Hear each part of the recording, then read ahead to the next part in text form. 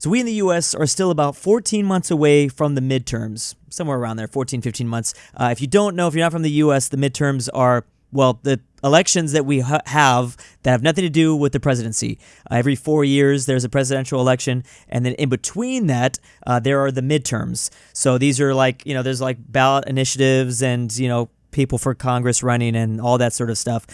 So people wanted to know, some people have been asking me about, my take on that stuff. And I think that, because this is a big topic right now, even though it's really early, but obviously it's being talked about and thrown around a lot.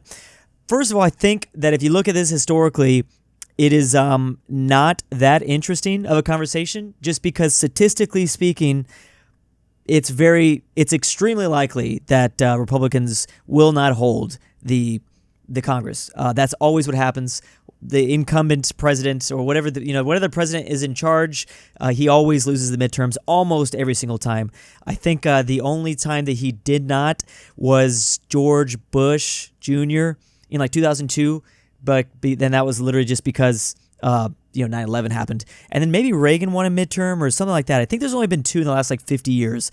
So that's very likely to play out now. However, this is a really hot topic of conversation because of the gerrymandering situation that's been going on in Texas and what's happening in my state of California. So there's a lot of prediction on what's going on. I'm just going to give you my predictions right now. The Democrats are definitely going to take back at least the House or the Senate, whichever one. The Republicans will not control all of it. That's extremely likely. I mean, short of something crazy would have to happen, but I don't think there's a single thing on earth that could make because we just explained one example. Like, Bush had the support of the world, or at least of the U.S., sorry, not necessarily of the world, after 9/11. But I don't think there's a single thing that could happen where people are going to support Donald Trump.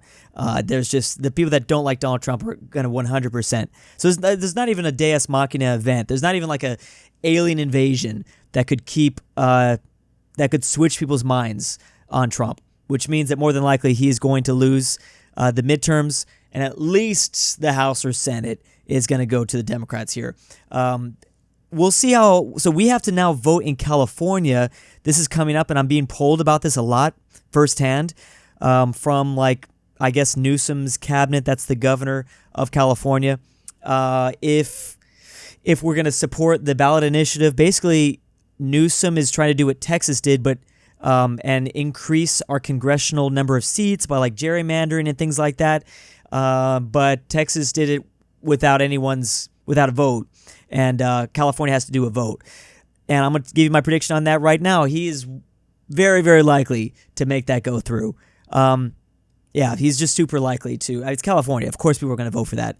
People are definitely so. So that means the Democrats are going to pick up more houses in California, or more seats in California. Maybe kind of negating what Texas just did. This stuff is I don't know, it's just not very difficult to predict. You can kind of just see where things are going. Now, beyond that, I don't even know. Obviously, my governor, Newsom, is making a lot of moves here. He's actually up during the midterms. He's done being the governor. It feels like he's been governor for quite some time. It's going to be very interesting if he continues to stay in the limelight, in the presidential conversation, because this is another new topic to expand beyond the midterms, because I don't really like Newsom.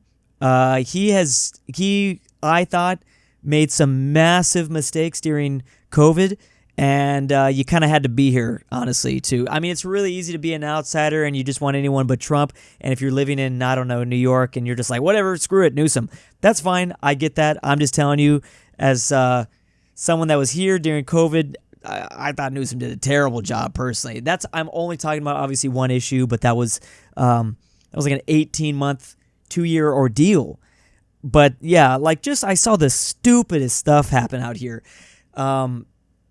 With I don't know why, one image stands out to me where there's this big sand truck that gets, it's lives in a bunch of sand, and it just dumps all this sand inside of a skate park.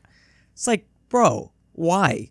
And then kicking people off the beaches. Meanwhile, Newsom is having his whole dinners. what was that called again? Some sort of laundry thing. I can't even remember at this point. But just like all the other politicians, he was telling you to stay inside. Yeah, behind closed doors. Of course, he was hosting events and doing stuff like that. But that's really, it's interesting because I would love to hear what other. There's all these other different. What's that Shapiro guy? Where's Shapiro? But he's a possible, in the conversation to be the next president. But there's a whole bunch to discuss about this. It's interesting because I actually get to give my thought. Now, like I said, I think Newsom kind of has a chance to win. I go back and forth here. I think that Newsom has. It sounds weird, but unfortunately, we do still very much care about looks, and I think he kind of has the look. And that does matter a lot when it comes to the presidency. I think that Americans still take way too much into account the way somebody looks and if they can be president. I mean, to be honest, the role of president is highly, it's a very visual and kind of a symbolic role. Obviously, the president does hold a lot of power, but it's symbolic. It's like this guy represents the leader of the free world. They always throw that word around.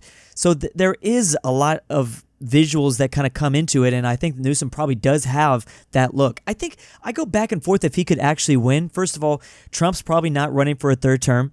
And if he does, let me just say this right now. So let's just say if Trump somehow runs for a third term, somehow even stays alive for the next 3 years, because he's looking old. In my opinion, is it anybody else? I do not see enough people talking about this, but he's looking old. And when everyone on Twitter talks about like that hand thing, I don't know what he has going on with his hand, but it looks like he has like, I don't know if that's makeup or someone. There's got to be a nurse out there that can explain to me what's going on with his hand, but he's got something going on with his hand, but he just looks bad.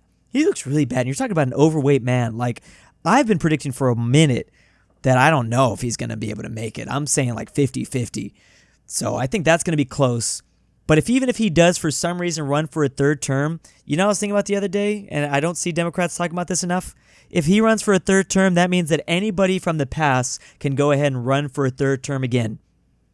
I'm thinking like freaking WWE moment. He like busted out with his music blasting like an entrance coming down the Royal Rumble ramp. I don't know why I'm making a WWF moment right now. Barack Obama just comes and runs for a third term. I actually have no doubt. I would put so much money that Barack Obama would destroy Trump, even if they're both running for third terms, and even if like the public's kind of pissed that we just found ourselves in another situation where we have a president that's running for 3 terms. Wasn't that long ago? It was less than 100 years ago we had a president run for 3 terms, FDR, and win. He actually got 4, but I don't know why the Democrats are freaked out about this. Just make sure Barack Obama runs, and Obama would destroy Trump. And that's not even my opinion. That is just objectively how I feel. Just, he's an incumbent president after 4 years of Trump. It would be kind of insane. But anyways, back on point. Whether Newsom wins or not, he has a look. However, one thing that I don't think a lot of the country, and we in California do not understand. I see way too many people every single day like, yeah, Newsom. Like, they're all getting really excited. I'm like, bro, do you know how many people from like North Carolina that hate you? Do you know how many people from Ohio that hate you, and Pennsylvania that hate you? Like, Californians are very oblivious. They are extremely oblivious on what the other states think about us. First of all, let me just get one thing straight. Californians do not think about anything else but California. They think about the federal government, but in terms of like other states, California does not think about anyone else. That is literally the joke that goes around. There's like, the meme format. It's like all 49 states looking at California saying, I feel bad for you. And California responding, I don't think about you at all. That's unironically what I think a lot of people think out here. That's literally how most Californians think, and that's how they live their life and things like that. So right now they're super behind Newsom, at least the ones that I am seeing in the streets. But they do not understand that just his name associated with California is going to piss off so much of the swing states that you need to have vote for you to win. The swing states, like the ones that I just mentioned. North Carolina, Pennsylvania, Ohio, Florida's probably red by now. It's probably solidly red. Maybe you'll get Nevada, maybe, but that's just because of all the Californian transplants. You get beyond Nevada, and it's going to be a tough thing.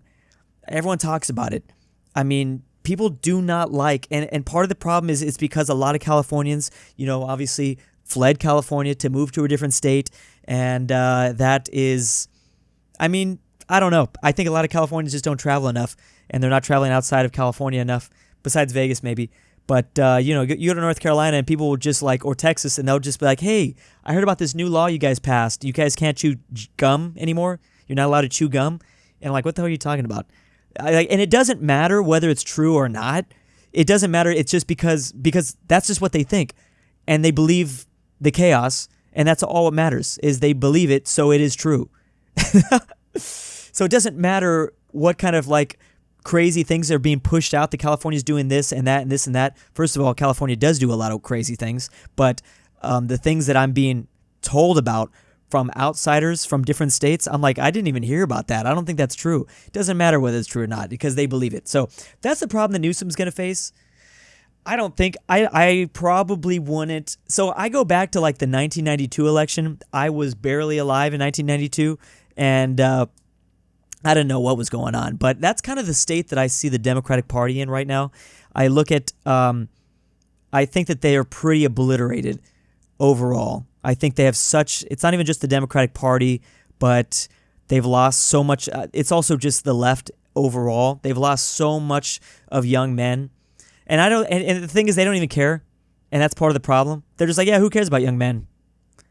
That's exactly the point. The point that's still 50% of the electorate. I mean, if you're talking about men as a whole, but they don't really care, and until they start to care, it's I think they've been really obliterated, and I think that's going to be an issue.